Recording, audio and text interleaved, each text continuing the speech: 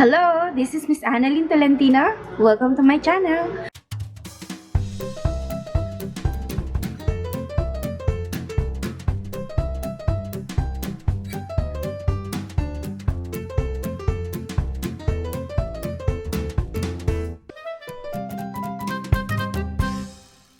Today, bibigyan ko kayo ng mga tips and tricks kung paano maipapasa ang DOST Qualifying Examination.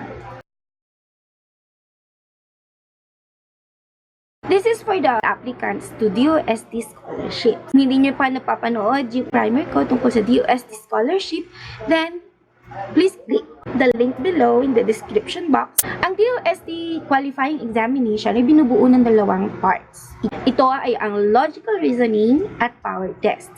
Sa logical reasoning, ito ay may dalawang classification. Mayroong verbal reasoning and mayroong non-verbal reasoning. Under power test, mayroong 4 na subject areas. Ito ay ang biology, chemistry, physics, and earth science. Verbal reasoning is the ability to understand or logically work through concepts which are expressed in words. While non-verbal reasoning is the ability to understand or manipulate concepts or ideas through pictures. Ito rin ay tinatawag na abstract reasoning. Bibigyan ko kayo ng mga samples.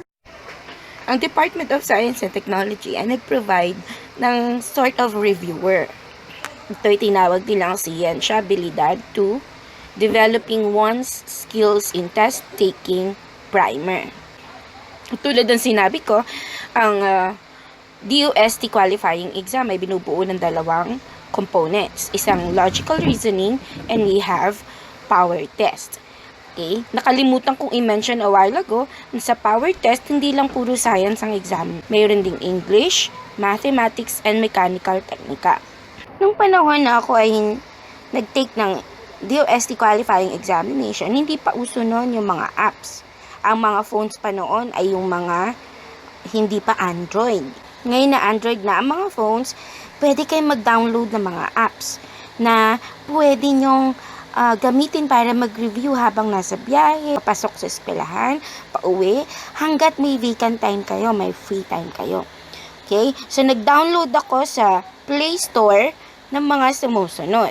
Meron tayo ditong verbal test or verbal intelligence app. You just have to download. And then, practice nyo. Mag-exam kayo dito ng mag-exam. So, nandito yung mga klase ng mga verbal reasoning test items. The second type of examination is the non-verbal reasoning. So, yung tinatawag nating mga abstract reasoning, wherein you have to manipulate pictures, images in your mind para masagot yung mga item. Mayroon din sa Play Store, maraming mga apps will help you with the non-verbal reasoning. Pwede nyong hanapin sa mga apps sa Play Store. Pag nasa Play Store na kayo, you just type in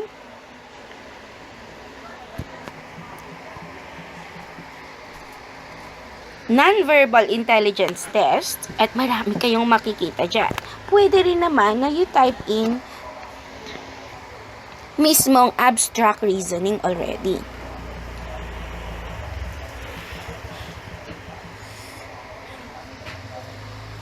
Yan. So, meron kayong maraming pagpipilian dyan. For the power test naman, marami kayong makukuha sa internet na reviewer. Or, mas maganda that you go to the browser and you type in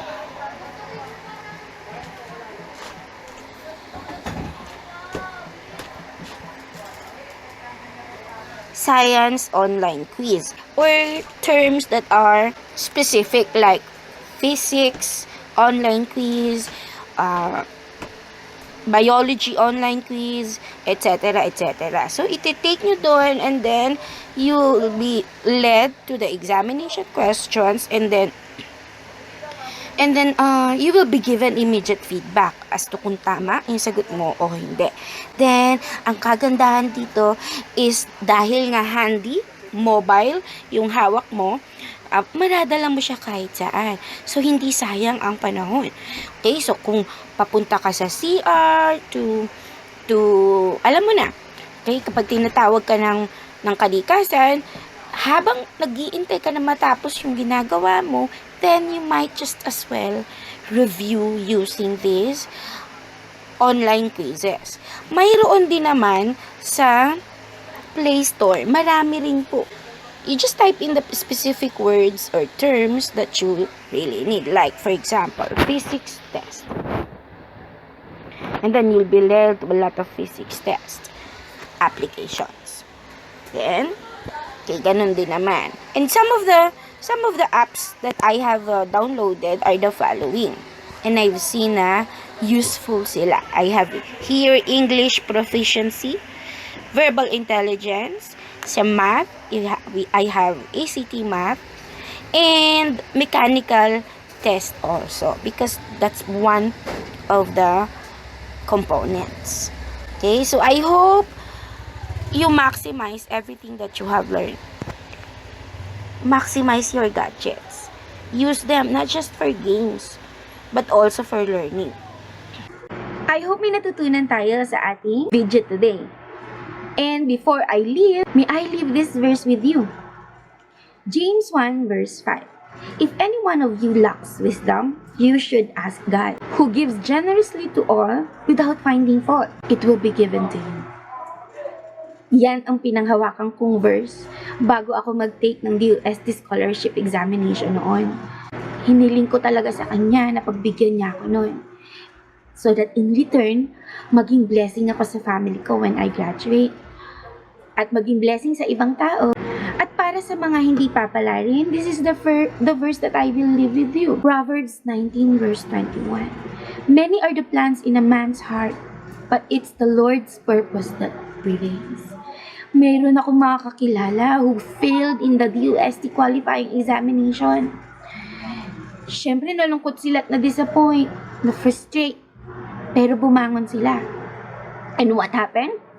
Right now, they are in their respective fields. May isa akong kakilala na nasa field of broadcasting. Yung isa nagtatrabaho na sa ABS-CBN. Malaki ang kita niya. Because doon pala yung linya niya.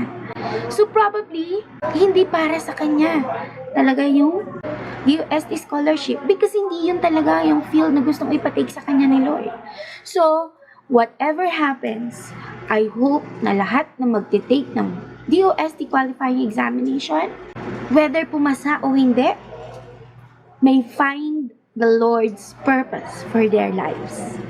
See you in my next vlog.